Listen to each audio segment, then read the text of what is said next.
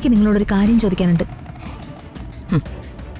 ഈ വീട്ടിലേക്ക് കയറി വന്നപ്പോഴേ എനിക്കറിയാം ഇതെന്റെ ആജന്മ ശത്രുവിന്റെ വീട് തന്നെയാണ്.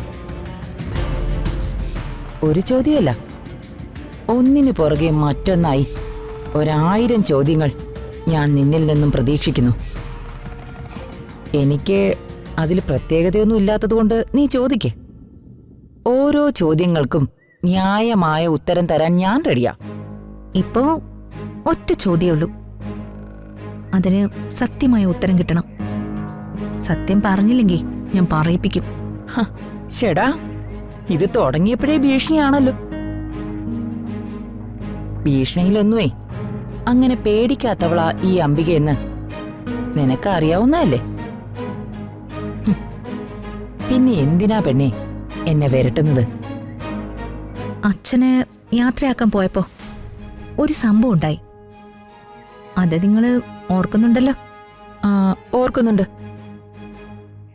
അല്പം സാഹിത്യ ഭാഷയിൽ പറഞ്ഞ 2 ക്ഷുഭിത യൗവനങ്ങൾ പ്രതാപനെ ഇൻസൾട്ട് ചെയ്യുകയും കടൽ കിഴവനെന്ന് വിളിക്കുകയും ഷർട്ടില് മഷി ഒഴിക്കുകയും ചെയ്തു.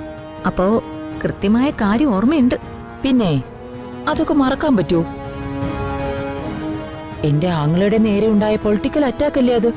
സത്യം പറയേ, ആ ചെറുപ്പക്കാരെ കൊണ്ട് അങ്ങനെ ചെയ്യിപ്പിച്ചത് നിങ്ങളല്ലേ? ആണെങ്കി എന്താ നിങ്ങൾ പറഞ്ഞേ? അതില് യാതൊരു പങ്കും എനിക്കില്ലാന്ന് ഞാൻ പറഞ്ഞ നീ അത് വിശ്വസിക്കില്ല. അതുകൊണ്ട് ഞാൻ ചോദിക്ക, ഞാൻ തന്നെയാണെങ്കിൽ എന്നെ നിനക്ക് എന്ത് ചെയ്യാൻ പറ്റും? നിങ്ങൾ ഞാൻ വിറപ്പിക്കാതടി. അങ്ങനെ വിറയ്ക്കുന്നവളല്ല ഞാൻ. പ്രതാപന്റെ വെറും വളർത്തു മകളായ നിനക്ക് പറ്റിക്കാമെങ്കിൽ അവന്റെ സ്വന്തം ചേച്ചിയായ എനിക്ക് പലതും ആവാം. ഞാൻ പ്രതാപവർമ്മയുടെ വളർത്തു മകളാണെന്നുള്ള പ്രചരണം അത് നിങ്ങളുടെ കൊലപാതകത്തിലൂടെ അവസാനിക്കുമെങ്കിൽ അങ്ങനെ തന്നെ ആവാം. നിങ്ങളെ ഞാൻ കൊല്ലട്ടെ.